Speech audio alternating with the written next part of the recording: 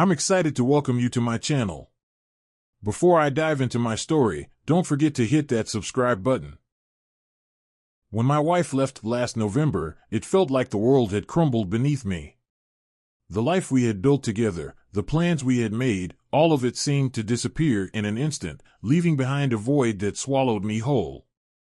I found myself drowning in a sea of emotions I couldn't control: anger, sadness, confusion, but mostly an overwhelming sense of loss. The days became long and unbearable, each one a struggle to get through. I felt like a shadow of myself, moving through life in a daze, unable to find any meaning or purpose in the things that used to bring me joy. The depression that followed was crippling. It was as if a dark cloud had settled over my life, blocking out the sun and any hope of feeling like myself again. I tried to distract myself, to keep busy with work or meaningless tasks, but nothing seemed to help. The house felt empty, cold, and every room reminded me of what I had lost. Friends and family reached out, offering their support, but I couldn't bring myself to engage with them. I didn't want to burden them with my pain, and I didn't know how to explain what I was going through. So, I withdrew, retreating further into myself, avoiding social gatherings, and finding excuses to stay home.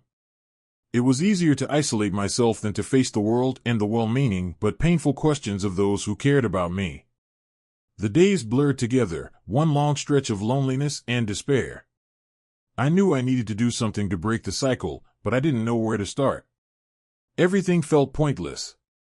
The activities that used to bring me happiness, things like hiking, reading, or even just watching a movie, no longer held any appeal. I was stuck in a deep rut, unable to see a way out. And yet, somewhere deep inside, there was a small, flickering hope that things could get better, that I could find a way to move forward, even if it was just one small step at a time. One day, as I was mindlessly scrolling through old photos on my phone, I stumbled across pictures of fishing trips I had taken years ago. There were images of early morning sunrises over calm lakes, of me grinning from ear to ear as I held up my catches, of peaceful afternoons spent on the water, the world quiet except for the sound of the line slicing through the air. A pang of nostalgia hit me hard. I had almost forgotten how much I used to love fishing, how it had once been a way for me to relax, to connect with nature, and to clear my mind. That's when it hit me: maybe fishing could be my way back. I had been so lost in my grief and depression that I had forgotten the things that used to bring me peace. Fishing wasn't just about catching fish, it was about the solitude, the connection to the water, and the quiet moments of reflection. It was something I could do alone, something that might help me find a sense of calm in the midst of the storm I was going through. The thought of it stirred something inside me, a small glimmer of motivation that I hadn't felt in months. The next day, I dug out my old fishing gear from the garage. The rod, the tackle box, the lures, all of it was covered in a thin layer of dust, untouched for who knows how long. As I wiped them down and checked the gear, I felt a strange mix of emotions. There was a sense of familiarity, of returning to something that had once been a part of me, but also a sadness, a reminder of how far I had drifted from the person I used to be. Still, I decided to give it a try. I didn't expect it to fix everything, but it was something, a step in the right direction, a reason to get out of the house. The morning of my first fishing trip in what felt like forever was a quiet one. The sky was overcast, and the air carried a chill that hinted at the lingering winter, even though spring was on the horizon. I packed up my gear, unsure of what to expect, but determined to go through with it. As I drove to the lake, a familiar spot I used to frequent, I couldn't help but feel a mix of apprehension and anticipation. This was the first time in months that I was doing something for myself, something that wasn't just about surviving another day. When I arrived at the lake, the sight of the calm water stretching out before me brought back a flood of memories. The trees around the shoreline were still bare, but the promise of new life was in the air. I found a spot where I used to fish often, a place where I knew the fish liked to hide among the rocks and fallen branches. As I set up my rod and tied on a lure, I noticed how my hands shook slightly, not from the cold, but from the unfamiliarity of the situation. I hadn't realized how long it had been since I had felt anything close to excitement or anticipation. Casting the line out into the water, I watched as the lure made a small splash and then disappeared beneath the surface. The ripple spread out slowly, fading into the larger expanse of the lake. I stood there, holding the rod, feeling the tension in the line, and waiting. The world around me was quiet, save for the occasional call of a bird or the rustling of the wind through the trees. And in that moment, I felt something I hadn't felt in a long time, a sense of calm. It wasn't overwhelming, but it was there, like a small breath of fresh air in a room that had been stifling for far too long. After what felt like an eternity of waiting, I felt a sudden, sharp tug on the line. My heart skipped a beat, and for a moment, I was frozen, unsure if it was real. But then the rod bent, the line went taut, and I knew I had a fish on the other end. The familiar rush of adrenaline coursed through me as I began to reel it in. It wasn't a large fish, I could tell that right away by the way it fought, darting left and right but not pulling too hard. Still, it was something, and in that moment, it felt like everything. As I reeled the fish closer, I could see its silvery body flashing beneath the water's surface. It wasn't a lunker, not even close, but it was the first fish I had caught in months, and it represented so much more than just a catch. When I finally brought it in, I held it in my hands for a moment, feeling the cool, wet scales against my skin. The fish was small, but it was beautiful, and for the first time in a long time, I felt a genuine sense of accomplishment. It wasn't just about the fish, it was about proving to myself that I could still find joy, that I could still feel something other than pain. I gently released the fish back into the water, watching as it swam away, disappearing into the depths of the lake. As I stood there, I realized that this moment, this small victory, was a turning point. It wasn't a cure for my depression, but it was a step forward, a reminder that life goes on, and that there are still things in this world that can bring me peace. The darkness that had been clouding my mind didn't vanish, but it receded just a little, enough for me to see that there was still hope, still a reason to keep going. That first outing wasn't a miracle cure, but it was enough to make me want to go back. The next day, I found myself returning to the lake, this time with a bit more confidence, a bit more purpose. The depression was still there, lurking in the background, but for those few hours on the water, I could push it aside and focus on something else. Fishing became my way of taking control, of doing something positive for myself, even if it was just for a little while. It was a small step, but it was a step in the right direction. I started going fishing every day, making it a part of my routine. It gave me something to look forward to, a reason to get out of bed in the morning. The simple act of casting a line, of watching the water, of feeling the tension as I waited for a bite, it was all incredibly therapeutic. Each day, I felt a little more like myself, a little more connected to the world around me. I wasn't catching lunkers, but that wasn't the point. The point was that I was doing something, that I was moving forward, even if it was just one day at a time. The routine of fishing helped ground me. It gave me a sense of structure, something to hold onto when everything else felt uncertain. I found myself looking forward to those quiet moments by the water, to the solitude and the peace that came with it. The depression was still there, but it felt more manageable, less all-consuming. I knew I had a long way to go, but for the first time in months, I felt like I was on the right path. I was taking control of my life again, one small step at a time, and that was enough for now. As the days turned into weeks, I found myself reflecting more and more during my time on the water. Fishing had become a form of meditation for me, a way to quiet my mind and focus on the present moment.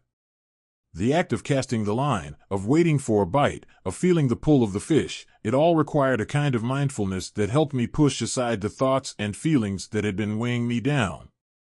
I started to see fishing not just as a way to pass the time, but as a way to heal, to slowly rebuild the pieces of myself that had been shattered by the loss of my marriage. The lake became my sanctuary, a place where I could escape from the chaos of my mind and find a moment of peace. The water, the trees, the sky, they all seemed to work together to create a sense of calm that I hadn't felt in a long time. I started to appreciate the small things, the way the sunlight sparkled on the water, the sound of the wind in the trees, the sight of a fish breaking the surface. These moments of beauty, of connection with nature, helped me find a sense of grounding, a sense of belonging in a world that had felt so alien to me for so long. I also began to reflect on my life, on the events that had led me to this point.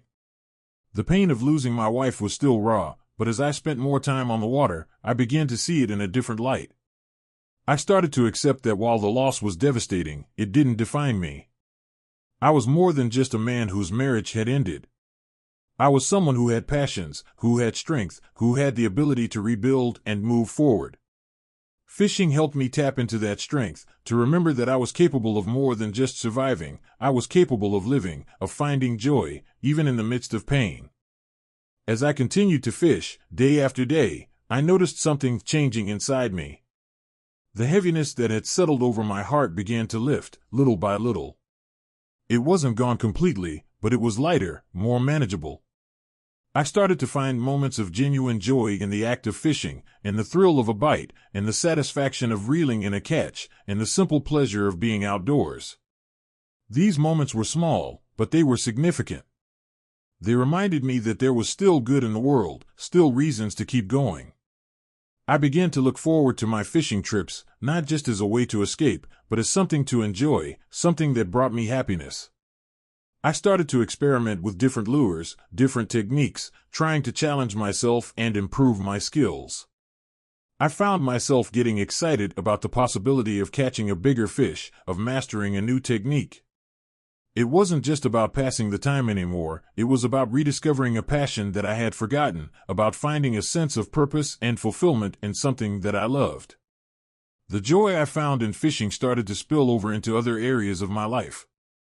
I began to take better care of myself, to eat better, to exercise more.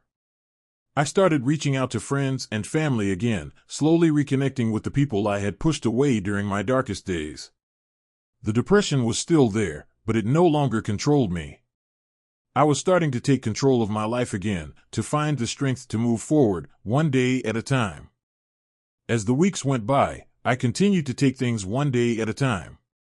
Fishing had become my anchor, my way of staying grounded and focused on the present.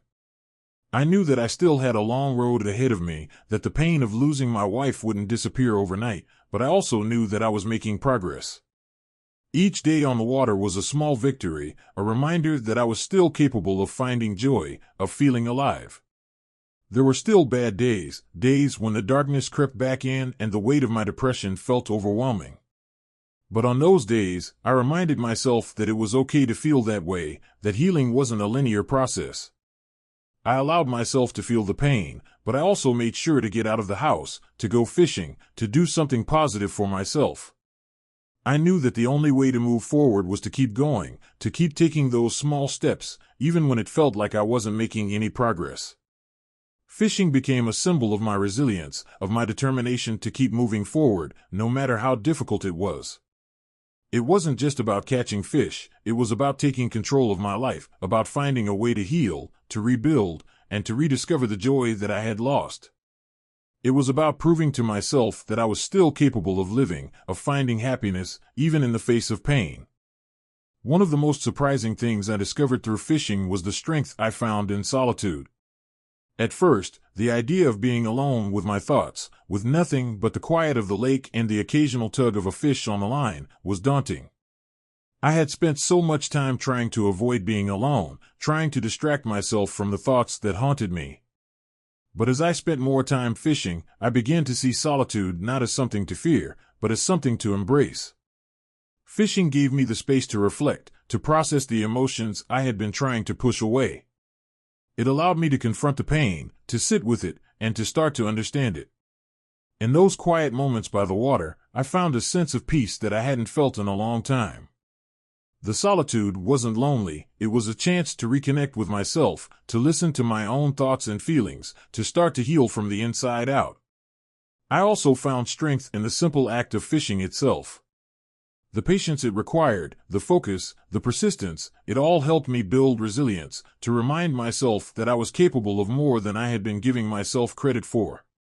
Each time I caught a fish, no matter how small, it was a victory, a reminder that I was still capable of achieving something, of finding joy and satisfaction in the world around me. As I stand by the water today, casting my line into the lake, I can't help but reflect on how far I've come. It hasn't been easy, and I know I still have a long way to go, but I'm starting to feel like myself again. Fishing has given me a way to cope, a way to find peace and joy in the midst of the storm. It's helped me take control of my life, to find the strength to keep going, one day at a time. This little guy that hit my lure today, it's not a lunker, but it means the world to me. It's a reminder of how far I've come, of the progress I've made, and of the strength I've found within myself. It's a symbol of my resilience, of my determination to keep moving forward, no matter how difficult it might be. I'm not healed, not completely, but I'm healing, and that's enough for now. I'll be back on the water tomorrow, and the day after that, taking it one day at a time. I'm not looking for a miracle cure, but I'm finding small victories along the way, and that's what matters. Fishing has become more than just a hobby, it's become a lifeline, a way to reconnect with myself, to rediscover the joy and peace that I thought I had lost. I'm still here, still fighting, and for now, that's enough. This is where the story ends. Share your opinion in the comments. Did you like the story?